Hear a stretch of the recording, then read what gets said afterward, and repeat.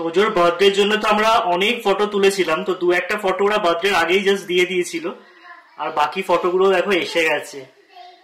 এর আগে যেই কথাগুলো বললাম সেগুলো সবটা না হলেও some part was related to Tojo, so I wanted to be 100% sure in expressing my views. কারোর ভাবে আঘাত করা ঠিক নয়, তো আমি আমার মতন করে করছি, আমি কিন্তু কাউকে ইনফ্লুয়েন্স করিনি। Good morning SS family, welcome back to the channel. তোজোর বার্থডের পর আমি বেশ দুটো দিন রেস্ট নিলাম। আমার না শরীরটা খুব একটা ভালো ছিল না। তোজোর জন্মদিনের ব্লগ দেখে ডেফিনেটলি তোমরা কিছুই বুঝতে পারোনি, বাট আমি মনের জোর নিয়েই করেছিলাম। তারপরে ডিসাইড করেছিলাম যে দুটো দিন একটু রেস্ট নেব। বাড়ির কাজ, ব্লগ সমস্ত কিছু নিয়ে না নিজের জন্য আর সময় বার করাই হয় না, বাট কখনো কখনো না ফোর্সফুলি নিজেকে রেস্ট দেওয়াটা খুব দরকার। তো যাই হোক, নভেম্বরে আর দুটো দিন বাকি, ডিসেম্বর পড়ে যাবে। এই বছরটা যে কি তাড়াতাড়ি কেটে গেল দেখবে, এটা আমার তো মনে হয় মানে বছরের সেকেন্ড হাফটা না কাটতে সময় লাগে। বাট আমাদের এবারে কি হলো, আমার অপারেশান, কলকাতা যাওয়া, এই সমস্ত করে না সেকেন্ড হাফটাই তাড়াতাড়ি যেন কেটে গেল। 2025 খুব খুব বাজে গেছে, মানে বলে আর লাভ নেই, সেসব নয় পরেই বলবো তোমাদেরকে। বাট খুব খারাপ কাটিয়েছি, আমার অপারেশান এই সমস্ত নিয়ে খুব বাজে গেছে 2025। তোজোর বার্থডে গিফট আসা আর বন্ধ হচ্ছে না। ময়ূরী দেখো ওর জন্য এই স্কুটারটা পাঠিয়েছে, বিনীত আবারও করে ওর জন্য সব গিফটস পাঠিয়েছে, ড্রেস, টয়। যাই হোক, আমি একটা জিনিস নোটিস করলাম, মানে এই জন্মদিনের জন্য তো আমরাও অনেক গিফট কিনেছিলাম তোজোর জন্য, বাট ওর না গিফটের প্রতি খুব একটা ইন্টারেস্ট নেই। সৌরভ তোকে কি সুন্দর একটা বাইক কিনে দিয়েছে, মানে ওটা পড়েই আছে, ওর কোনো ইন্টারেস্ট নেই। এত টয়, এত নতুন জিনিস, ঠিক আছে একবার দেখলো হয়ে গেল, মানে ওর তার থেকে না একটা ঝাড়ু, নেতা, একটা হাতা, এই সমস্ত নিয়ে খেলতে বেশি পছন্দ করে। আমি জানি না তোমাদের বাচ্চাও এরকম কিনা, আমাকে জানিও তো। তোজোর একটাই মানে করে সারাদিনে, সেটা হচ্ছে বক বক, ট্রিমেন্ডাস কথা বলে, মানে এক এক সময় মনে হয় এবার তো চুপ কর, মানে ওটাই সারাদিনেও করে। ও টয় নিয়ে খুব একটা খেলতে পছন্দ করে না, সারাক্ষণ বক বক করছে, আর ওই একটু এদিকে যাচ্ছে ওদিকে যাচ্ছে, খুব বেশি যে দুরন্ত সেরকম বলবো না, মুখে দুরন্ত খুব। আর টয় নিয়ে খেলারও ইন্টারেস্ট নেই। এত সুন্দর সুন্দর ওকে টয় কিনে দেওয়া হলো। তোজোর বার্থডের জন্য তো আমরা অনেক ফটো তুলেছিলাম, তো দু একটা ফটো ওরা বার্থডের আগেই জাস্ট দিয়ে দিয়েছিল, আর বাকি ফটোগুলো দেখো এসে গেছে। কি দারুণ উঠেছে না ছবিগুলো। এটা হচ্ছে তোজোর সেকেন্ড বার্থডে স্পেশাল ফটোশুট। এটা তো সবচেয়ে ভালো লেগেছে আমার, পায়ের উপর পা তুলে বসে, ও মেজাজটাই আলাদা। তোজো এটা কি গিফট? কার গিফট? তোজোর গিফট। ও কি করে জানলে? দেখি কি আছে এতে। তোজোর গিফট আছে, বাহ। বলো থ্যাংক ইউ ময়ূরী আন্টি।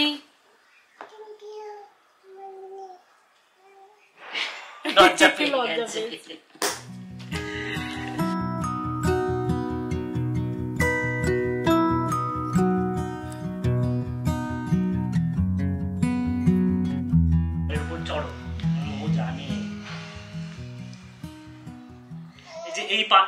একটা পা তোলো, এখানে একটা পা তোলো, হ্যাঁ, আর এই পাটা দিয়ে এরম এরম করে চলো, চলো চলো চলো।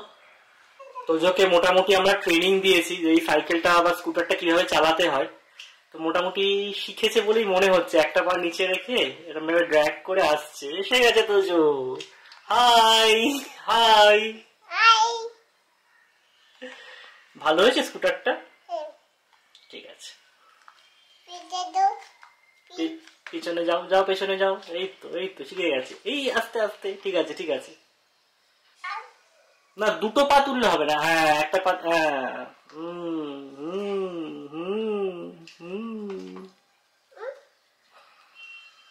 সৌমি তোমাদেরকে বলছিল না যে তোজোর টয়ের থেকে এইসব জিনিসে বেশি ইন্টারেস্ট। দেখে দেখো স্কুটার পড়ে আছে, উনি নেটা নিয়ে লেগে পড়েছেন। কি করছো? হ্যাঁ, ডাস্টিং করে দাও, ভালো করে ডাস্টিং করে দাও।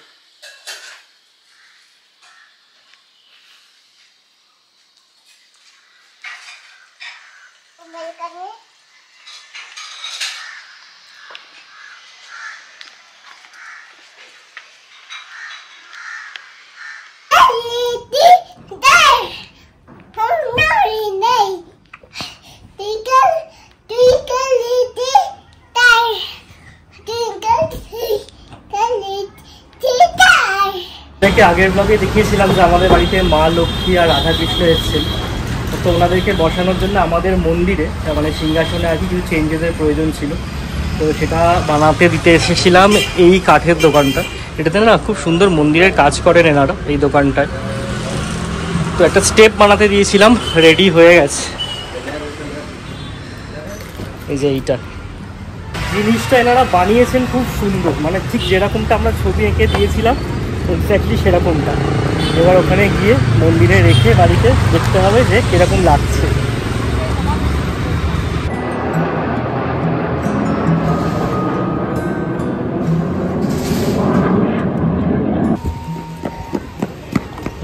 বললাম অঙ্গ দাদাকে বল করো।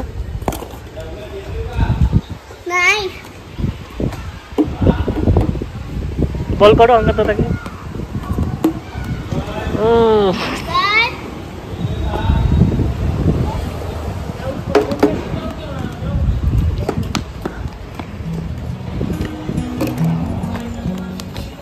কথা দিয়ে আছে যে ভগবান নিজের জায়গা ঠিক নিজেই করে নেয়, কার থেকে সেবা নেবে, কোথায় যাবে তারা আগে থেকেই ডিসাইড করে রাখে।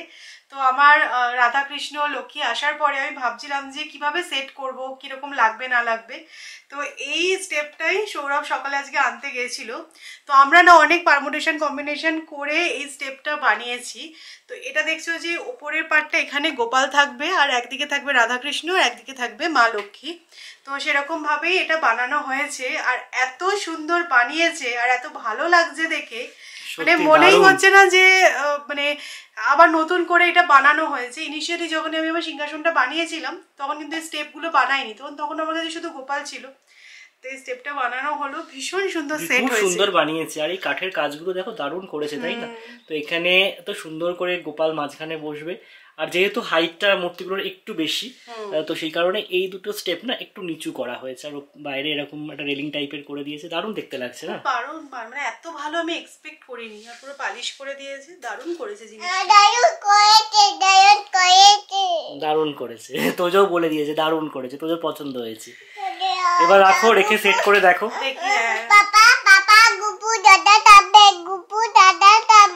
হ্যাঁ, গোপু দাদা থাকবে, ঠিক তোজো সব জানে।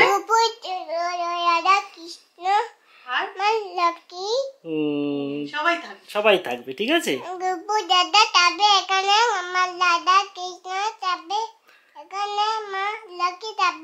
বাবা, ঠিক আছে, বুঝে গেছো তাহলে সবাই। মা লক্ষ্মীর জায়গা, ঠিক। স্টেপটা এখানে রাখার পরে দেখো এরকম লাগছে দেখতে, মনেই হচ্ছে না কি আলাদা করে এটা কিনে আনা হয়েছে, মনে হচ্ছে এটা পার্ট ছিল এই সিংহাসনের। তো এখন তো আমি ছবিগুলো উপরে রেখেছি, যখন রাধাকৃষ্ণ মা লক্ষ্মীকে বসাবো তখন ছবিগুলো নিচে রেখে দেবো। আমার সিংহাসনটা পুরো একদম ভর্তি ভর্তি লাগছে। তো এরপরে যখন রাধাকৃষ্ণ মা লক্ষ্মী আসবেন তখন তো আরো বেশি ভালো লাগবে দেখতে। আচ্ছা, ভাবলাম একটা কথা তোমাদেরকে ক্লিয়ার করি। অনেকেই তোমরা ওই ব্লগটায় বলেছিলে যে মা লক্ষ্মীকে শুধু পুজো করা যায় না, মা লক্ষ্মীর সাথে নারায়ণকেও রাখতে হয়। তো দেখো, সত্যি কথা আমাদের বাড়ির এরকম নিয়ম নেই। ইনফ্যাক্ট আমরা তো ব্রাহ্মণ নই, আমাদের কনসেপ্ট হচ্ছে নারায়ণ শিলা ঠাকুর মশাই মানে ব্রাহ্মণ নিয়ে আসে বাড়িতে। তো নারায়ণকে ওরকম নিত্য সেবা করা যায় কিনা আমার কোনো আইডিয়াই নেই, কারণ আমি বাড়িতে ছোটো থেকে কারো দেখিও নি।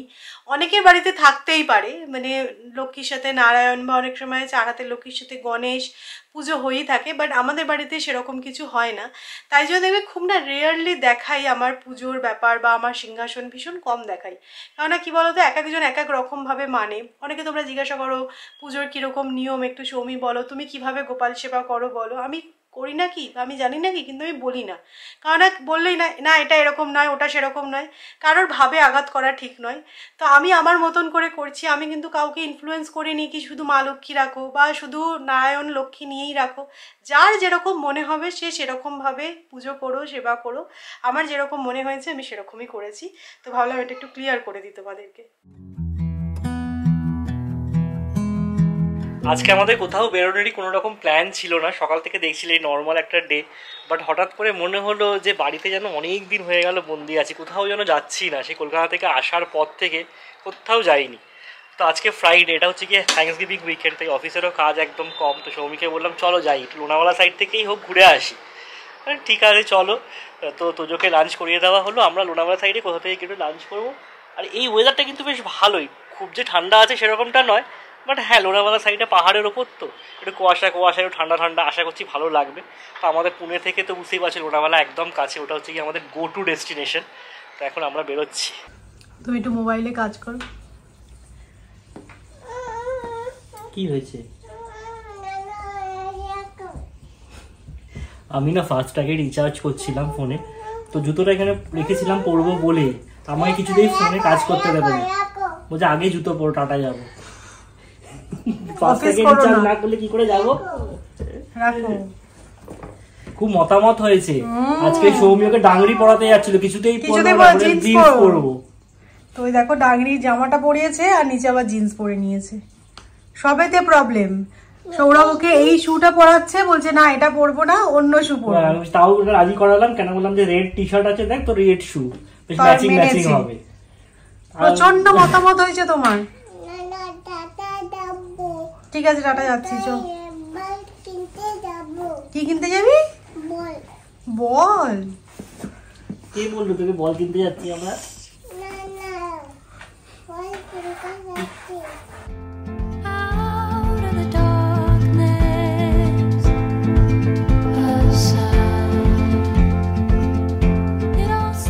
সৌরভের এই সাডেন প্ল্যানের চক্করে যা জোরে খিদে পেয়েছে। সকালে আমরা ম্যাগি খেয়েছি ব্রেকফাস্টে, এখন 4:45 বেজে গেছে। আমাদের ডেস্টিনেশনে পৌঁছতে এখনো 54 মিনিটস। আমরা অ্যাকচুয়ালি একটা রাস্তা ভুল করে না অন্যদিকে চলে এসেছি, আর হাইওয়েতে পড়ে গেছি, কেটে বেরোনোরও কোনো জায়গা নেই। আজকের মেনুটা মনে হয় সৌরভের পছন্দ ছিল না, মানে আমার সমস্ত রান্না করা, কালকে চানা মশলা বানিয়েছিলাম তো রাইস আর চানা মশলা, সেটাই ছিল আজকে লাঞ্চের মেনু। কি বলছো বলো? না এমনি বেরিয়ে পড়াটাই ভালো। হ্যাঁ সেটাই লাভ আছে, সব বুঝে লাভ না, ভালো লাগে। তোজো হওয়ার আগে তো তোমরাও দেখেছো ব্লগে, অনেকবারই আমরা এরকম সাডেন প্ল্যান করে কোথাও না কোথাও বেরিয়ে যেতাম, বাট এখন আর ভালো লাগে না আমার মনে হয় প্ল্যান করে কোথাও বেরোবো, যেহেতু তোজো আছে। বাট ঠিক আছে, ভালোই লাগছে। আজকে আমরা যে জায়গাটায় যাচ্ছি খুব সুন্দর, ইনস্টাগ্রামের আগে দেখেছিলাম, আগে প্ল্যানও করা হয়েছিল বাট আসা হয়নি। তো আজকে ভাবলাম বেরোচ্ছি যখন, একটা তো পুরো ডেস্টিনেশন ভেবে বেরোতে হবে না, তো চলো চলো এখানেই যাওয়া যায়।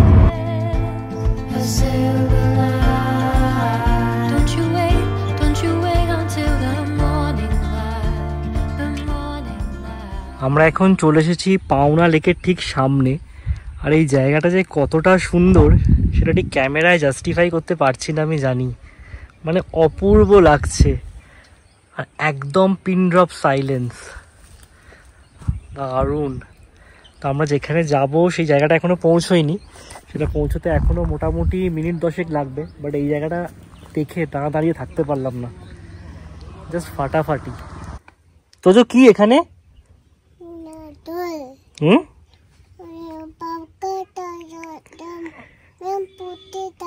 এটা লেক।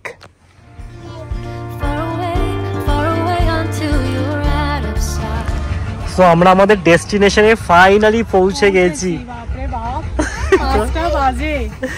আমরা লাঞ্চ করবো বলে বেরিয়েছিলাম, বাট লাঞ্চ তো আর হবে না, স্ন্যাক্স হয়ে যাবে।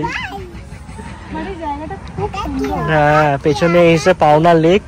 আর এরা ভীষণ সুন্দর অ্যারেঞ্জমেন্টটা করেছে কিন্তু না, ছবি টবি তোলার জন্য। এখানে বসে লাঞ্চ এনজয় করা যাবে, স্ন্যাক্স এনজয় করা যাবে, ভালো বেশ জায়গাটা। আমরা পাওনা লেকে আগেও এসেছি, বাট অন্য দিকটা আমার মনে হচ্ছে, এই দিকটায় আসিনি কখনো। ভাল লাগছে বেশ। তোজো তোজো কেমন লাগছে তোমার টাটা এসে?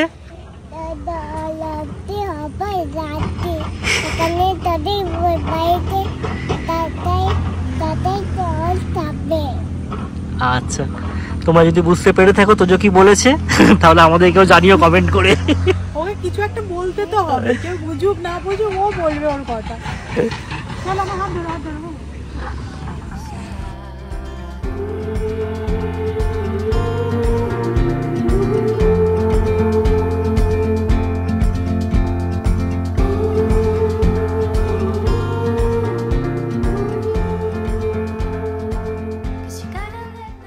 আমরা যে ক্যাফেটায় এসেছি, ক্যাফেটার নাম হচ্ছে দ্য ওভেন লেক সাইড। তোমরা যারা পুনে থেকে আমার এই ব্লগটা দেখছো তারা ডেফিনেটলি একবার আসতে পারো। দেখো অ্যাম্বিয়েন্সটা তো ভালোই, আমি না এর আগে অনেক ভালো ভালো রিভিউ দেখেছিলাম ইনস্টাগ্রামে। আর দেখছো কি সুন্দর স্পট করা আছে, মানে এখানে বসে তোমরা ছবি তুলতে পারবে। অ্যাম্বিয়েন্সটা তো ডেফিনেটলি ভীষণ সুন্দর, তার সাথে সাথে এরকম ব্যাপারটাকে মেনটেনও করেছে, যেটা আমার খুব ভালো লাগলো। আমার দিকে তাকা বাবু, ওইদিকে বাবার দিকে তাকাও।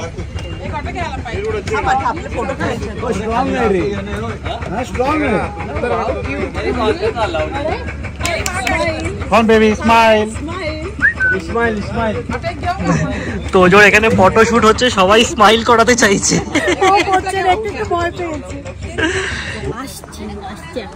কি চাই তোজো তোমার? পিজা চাই, বাবা বড় সড়ো ডিমান্ড তো। তো আমরা এখানে একটা টেবিল নিয়ে নিয়েছি, অলরেডি খাবার অর্ডার করাও হয়ে গেছে। আজকে পুরো এই সানসেটের ভিউটা দেখতে দেখতে আমরা লাঞ্চ করবো বিকেল 5:30টার সময়। তোজো পিজা খাবে আজকে?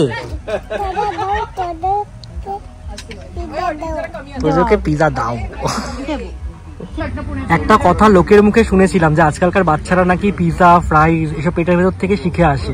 সত্যিই তাই, মানে তোজোকে আমরা বাড়িতে কোনোদিন পিজা দিইনি, পিজা যে কিরকম খেতে হয় সেটাও খুব একটা জানেও না। ওকে বললাম যে আমরা পিজা অর্ডার করেছি, খাবি? তখন থেকেই লাফাচ্ছে পিজা খাবো পিজা খাবো। দেখেছো বসে বসে পিজা খাচ্ছে, কিন্তু কি আর বলবে, খাক খাক খাক খাক খাক। আজকে এরপরে স্যান্ডউইচ আসছে, সেটাও খাস।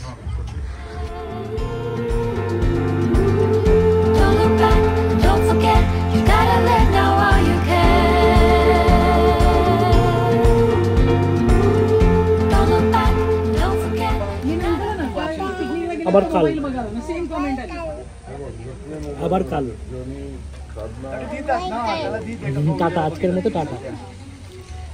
দারুণ একটা সানসেট এনজয় করলাম, মানে পুনে থেকে এত কাছে, আমাদের বাড়ি থেকে ভালো লাগলো সত্যি। 1 ঘন্টা 1.5 ঘন্টার ড্রাইভে এত ভালো জায়গা। কতটা ভিড় হয়ে গেছে তোমরা নিশ্চয়ই বুঝতে পারছো, জায়গাটা খুব পপুলার হয়ে গেছে। জেনারেলি এত সুন্দর অ্যাম্বিয়েন্সের সাথে কিছুটা হলেও দেখবে খাবারটা কোথাও গিয়ে কম্প্রোমাইজ হয়ে যায়। আমরা ভাবি ঠিক আছে কোনো ব্যাপার না, ভিউটাই তো মেন, ভালো লেগেছে, বাট এখানে খাবারটাও খুব ভালো ছিল, খাবারের কোয়ালিটিটা জাস্ট অসাধারণ।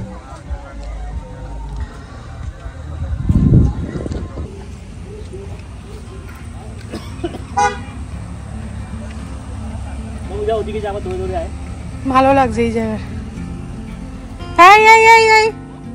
বাবার কাছে চলে যাও।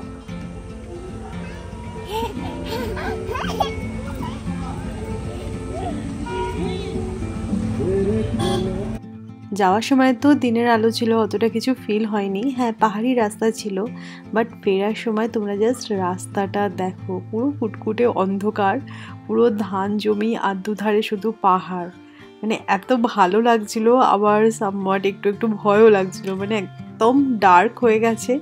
তো আমরা এই জাস্ট বাড়ি ফিরছি এখন। আমাদের বাড়ি ফিরতে ফিরতে এখান থেকে এখনও দেখাচ্ছে প্রায় 1.5 ঘন্টা মতন সময় লাগবে।